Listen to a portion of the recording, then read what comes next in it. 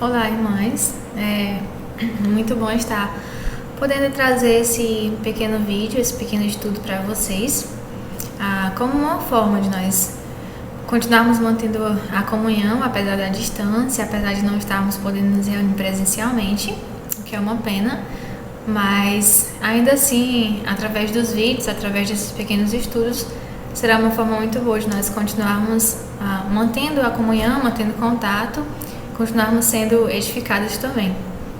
E através desses estudos, desses temas que estaremos trabalhando, espero que todos possam estar conseguindo assistir, conseguindo acompanhar e conseguindo também ser edificada. E como nosso primeiro estudo, como nosso primeiro tema, estaremos trabalhando hoje acerca do posicionamento cristão.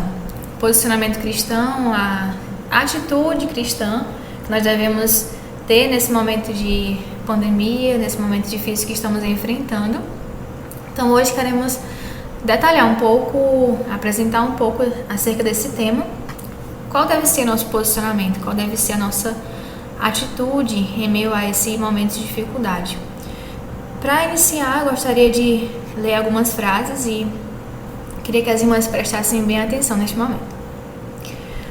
O coronavírus levou meu avô aos 80 anos e a família não teve como se despedir e nem enterrá-lo. Estou abalada. Meus irmãos estão com Covid, minha prima já morreu. Minha mãe também partiu aos 78 anos. Ela não era crente. Meu pai e minhas irmãs perderam seus empregos.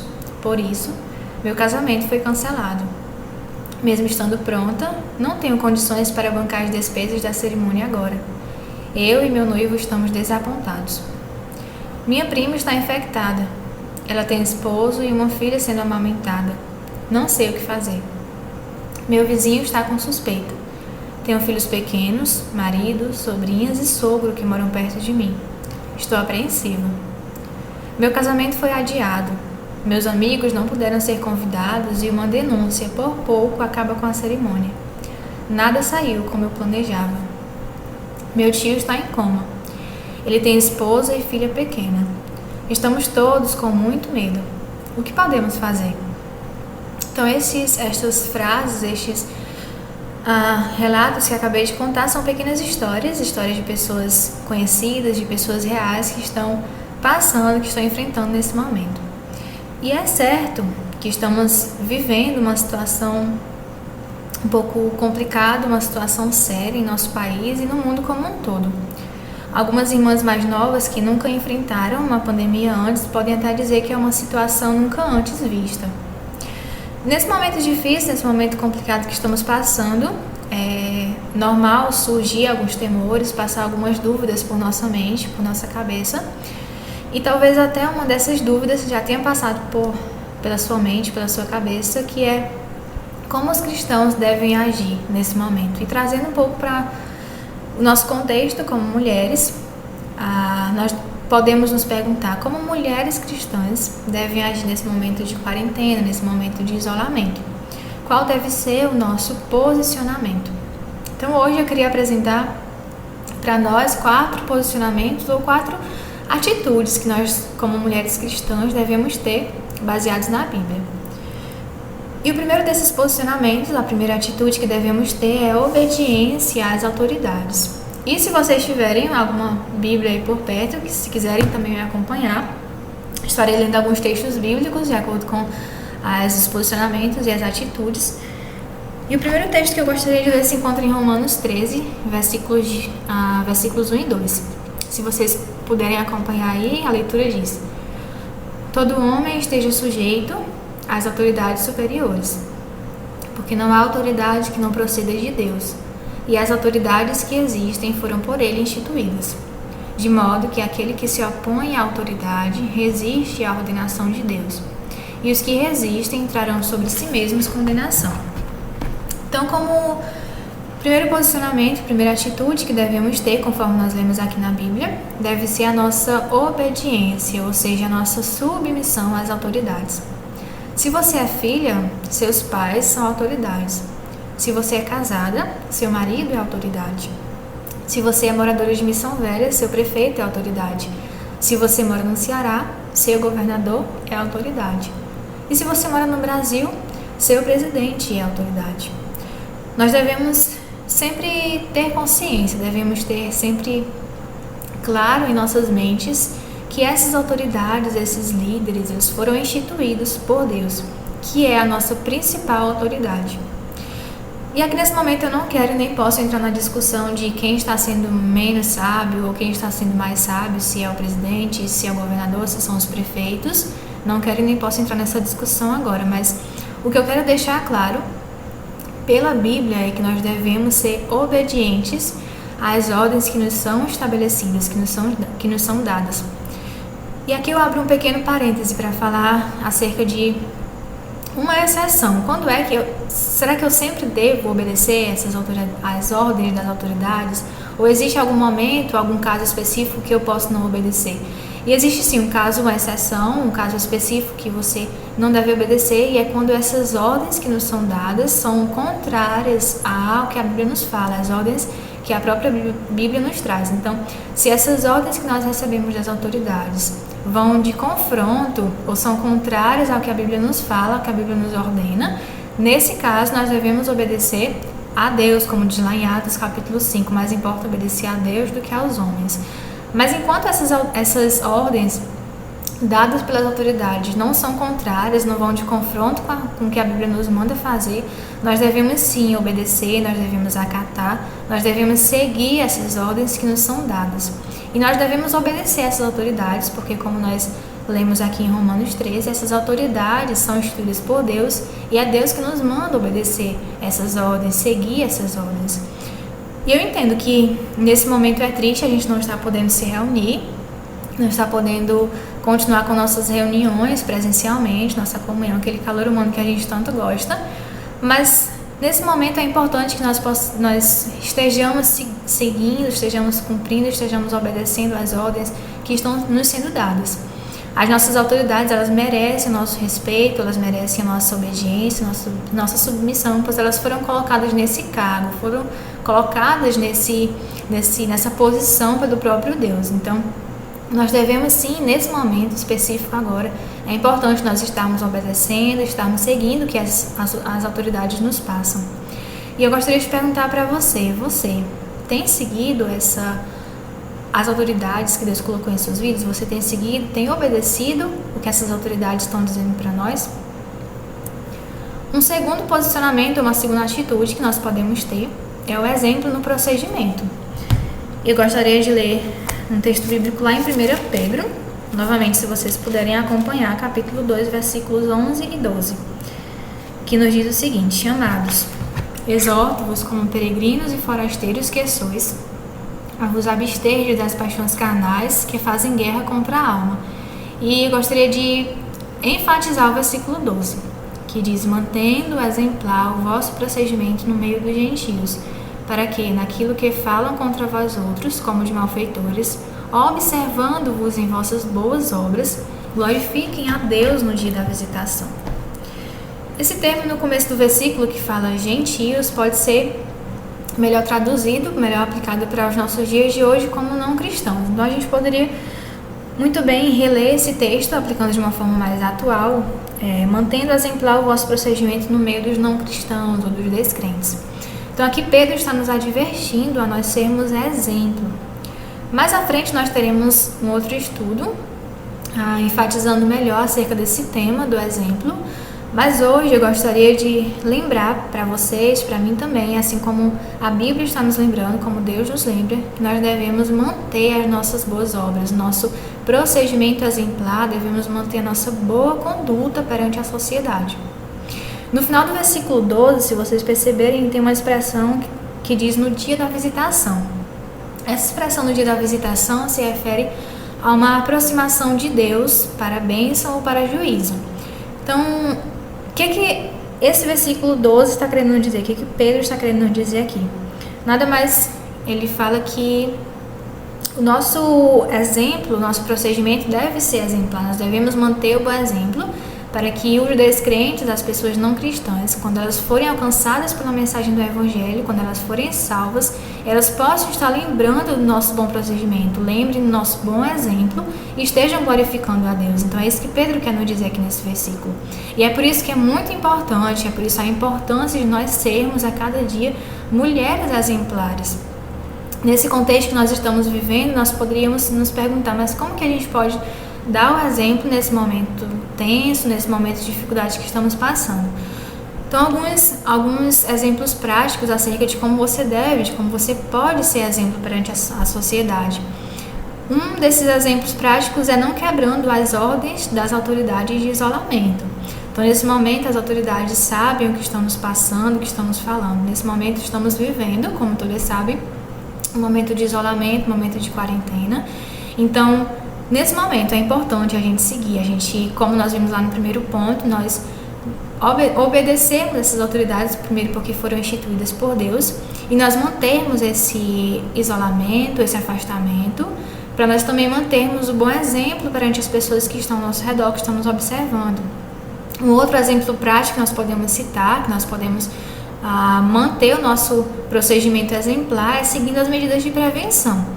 Como todos já sabem, uma medida de prevenção que está sendo bem enfatizada é não sair de casa, manter o isolamento, manter a quarentena, e se caso for preciso sair de casa, saia com uma máscara, use sempre álcool em gel. E essas coisas, quando eu falo e você aí ouvindo, você pode até pensar que parece pouco, e essas coisas você pode estar pensando, se eu fizer ou se eu deixar de fazer não vai ter tanta importância. Mas são nesses momentos, são nesses pequenos detalhes que a imagem de Jesus vai estar sendo mais refletida em nossa vida, que nós vamos estar refletindo mais ainda a imagem de Cristo. Então vamos pensar aqui que nós somos como uma vitrine, que as pessoas passam, as pessoas estão nos olhando, as pessoas estão nos observando. E se você estiver em sua casa, seus vizinhos estão observando. É importante nós lembrarmos de que nós estamos sendo observadas, nossos vizinhos, as pessoas do nosso bairro, nossos familiares, nossos parentes. E se você morar em uma cidade pequena, até mesmo a cidade da sua própria, até mesmo as pessoas da sua própria cidade, se conhecerem você, podem estar lhe observando. Então devemos lembrar que nós somos como essa vitrine. Mediante a isso eu queria perguntar, você, como mulher cristã, você está sendo o exemplo para essas pessoas?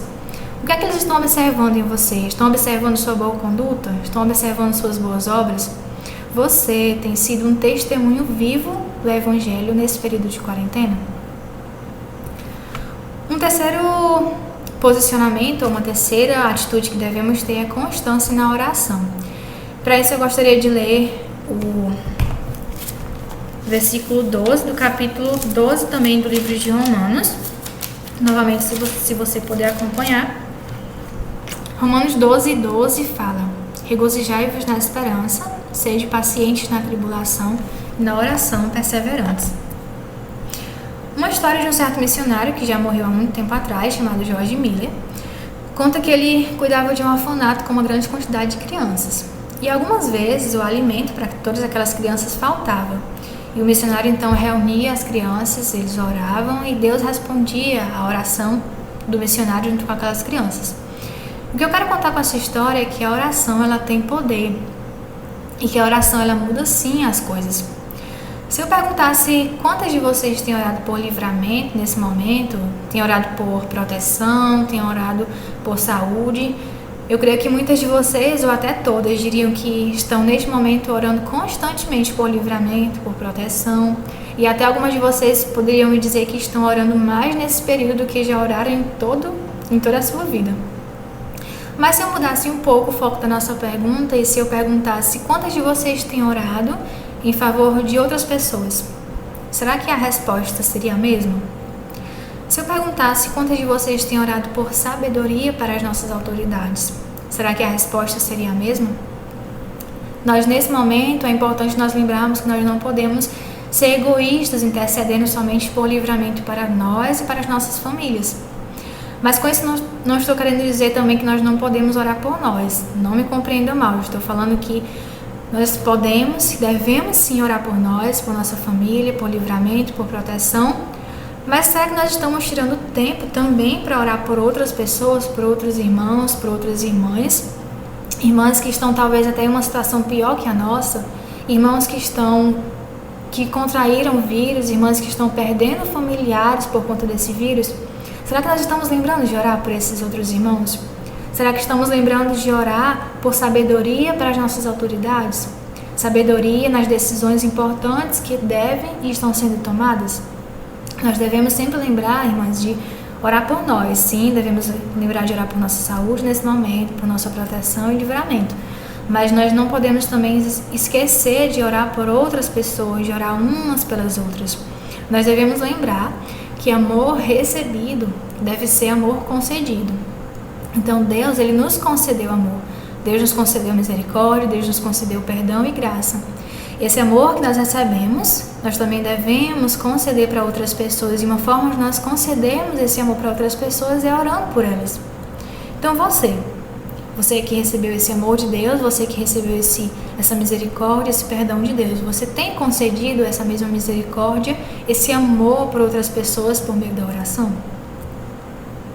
Para finalizar, um último posicionamento ou uma última atitude que devemos ter é a alegria nas provações.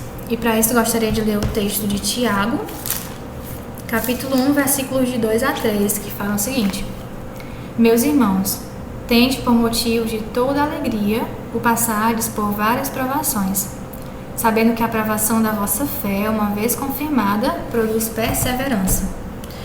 Então, quando a gente fala de alegria e de provações na mesma frase, pode soar um pouco estranho, mas é exatamente o que esse versículo está querendo dizer. Quando no primeiro momento a gente lê e a gente pensa que aparentemente a alegria e a aprovação não tem nada a ver uma com a outra. Aparentemente parece isso, que a alegria está aqui e a aprovação está aqui. São dois opostos, são dois extremos.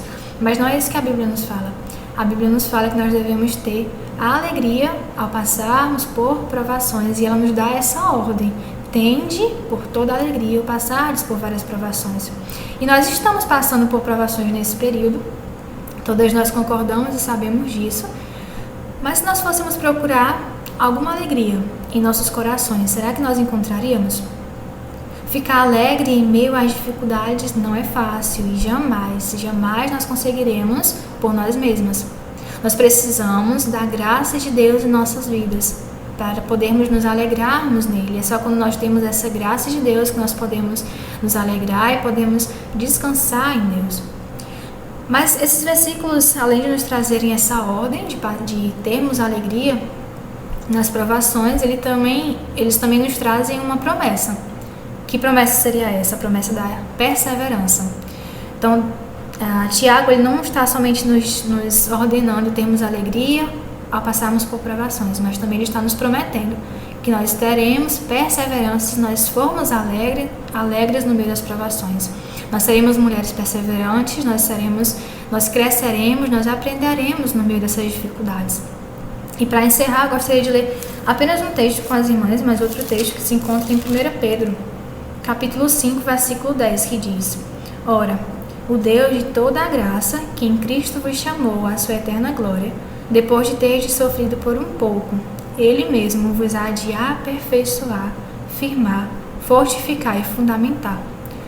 Então, o que Deus está nos falando aqui é que o sofrimento, ele não é em vão. O sofrimento, ele não vem apenas... Deus não nos manda o sofrimento apenas por ver a gente sofrer, apenas por sentir prazer. Ele não sente prazer. Não é que Deus sente alegria quando nós passamos por sofrimento, mas Deus, ele nos manda o sofrimento, Deus nos concede o sofrimento com um objetivo, com um propósito bem específico, que seria nos fortificar, que seria nós termos força, nós sermos aperfeiçoadas em Cristo. Então, quando o sofrimento vem, lembremos sempre de que o sofrimento, ele nunca é em vão. O sofrimento, quando ele nos vem, novamente falando, ele tem um propósito específico, um objetivo específico, de nós sermos fortes, de nós termos perseverança, de nós sermos aperfeiçoadas em Cristo. Nós devemos lembrar disso e também devemos nos perguntar: será que nós temos sentido alegria? Nós estamos nos alegrando quando a provação surge? E se não, nós devemos pedir graça, nós devemos pedir força e ajuda de Deus, para quando as provações vierem, nós termos alegria nesses momentos. Então hoje nós vimos 4 posicionamentos, 4 atitudes que devemos ter. A primeira delas, obediência às autoridades. Devemos também ser exemplo nos nossos procedimentos, termos boa conduta perante as pessoas que estão nos observando. Devemos ser constantes nas nossas orações e nós devemos ser alegres nas nossas provações. E para terminar, gostaria de deixar a letra de um corinho que eu gosto particularmente muito, eu creio que vocês devem conhecer também. E a letra do refrão dele fala o seguinte: pois é perfeito o seu caminho, nem sempre entenderei, porém o seguirei. Pois é perfeito o seu caminho, faze, ó Deus, de mim um vaso puro sim. Erros Deus não faz e me dá paz. Então que essas palavras, esse estudo esteja as ajudando a estarem cada dia mais firmes em Deus e que possamos estar continuando a orar umas pelas outras e que Deus esteja abençoando cada uma de vocês.